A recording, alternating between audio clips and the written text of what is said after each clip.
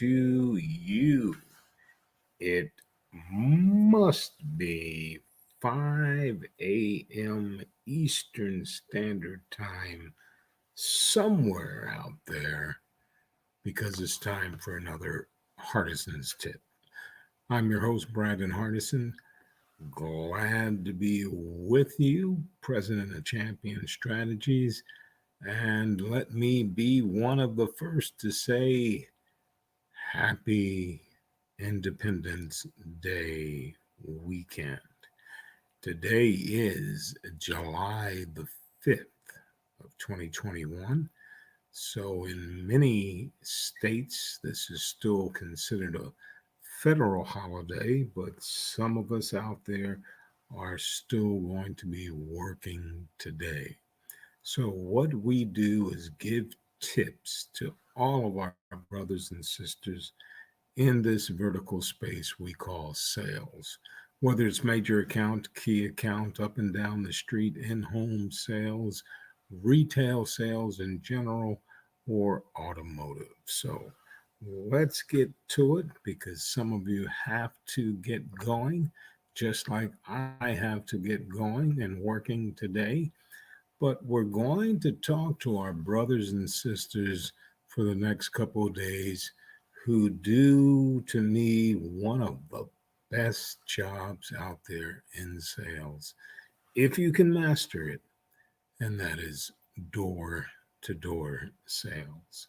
Usually during the summer season, there's an influx of activity, especially for young men and women who are heading into college, or even some who look at this as a summer job. You old veterans who've been doing it a while, you also probably can gain something. So let's talk about door to door preparation. So it is almost that time again. And no, I'm not talking about Christmas, although I definitely look forward to that as well.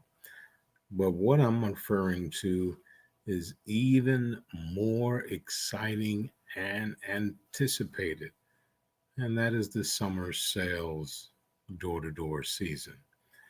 In 2021, this will be my 20th straight year in this infamous summer sales tips program. I couldn't be more excited because many people will talk about how hard it is doing door to door sales and can be for some. But for others, if you're a firm believer in practicing, the benefits gained will offset and outweigh any other sales job that you're looking for if it is a summer job. And to the people who do it every day, they know what I'm talking about. But we must understand beforehand you're going into someone's home. So preparation for what we do door to door is a key. Now, like I said, with several years of experience in this space under my belt, I'd like to, over the next couple of days, share with you some things to think about if they're not doing that at the business that you signed up for to work and sell their products. So let's go to the first and most important one: learn the sales pitch. I remember coming to my first year of door to door selling.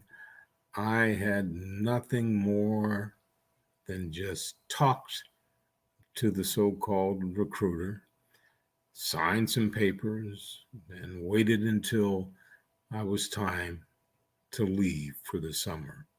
It was one of these summer jobs where you went to another state, and inside that state, there were some few cities that you worked on.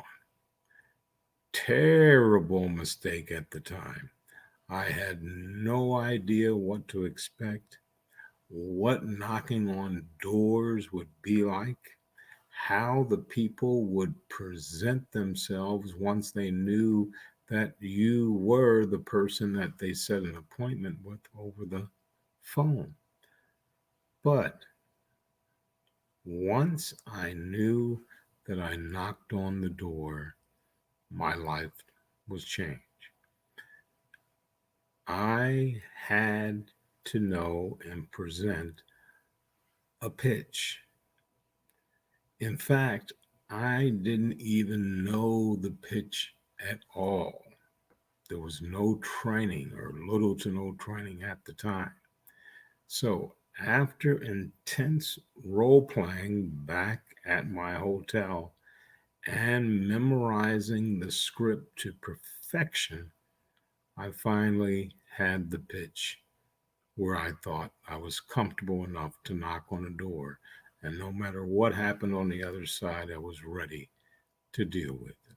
So, assuming the person at the door said all of the right things, unfortunately, you'll be hard pressed to find many of those type of people. So, my first 3 days were unsuccessful. Spent knocking on doors, getting frustrated, wondering if I had made a bad mistake for the summer. But eventually, I got my first sale, but continued to struggle for several more weeks. Had I learned the pitch beforehand, I would have been able to focus on how to overcome the next key thing, which is objections. But by improving on the presentation to the people on the other side who were interested remotely in buying, I learned from my mistakes and made sure that my pitch was completely memorized. And I suggest that to you. Get your pitch down and any other materials, even if you're doing a product presentation demonstration. Make sure that you know the features, advantages, and benefits based on the questions, the pain that the customer tells you, that you can feature it before we demo it. A lot of in home sales people want to go straight to the demonstration. No, we still need to find out if there's a connection. You're in their house. We need to do our job, and that's investigating to find out if there is pain and can our product be the solution to that pain. That's when you do a feature, advantage, benefit, footprint presentation to show that you were listening and how this solution is going to help them in the long run. The demonstration is the easier part. If you did the first part, it will quail down on less objections and you'll have a better effort in this door to door experience. Second thing I'd like to tell you is a little story. And this story comes from the New World Order at that time.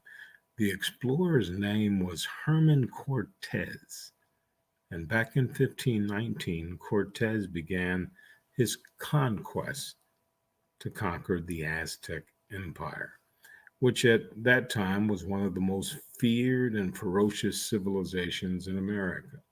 Now, to this point, there had been previous explorers who had attempted to conquer the Aztecs, but with no success. So, upon arriving, Cortez commanded his crew of men to burn the ships. He arrived determined to conquer or die and was willing to burn any attempt at escape or surrender.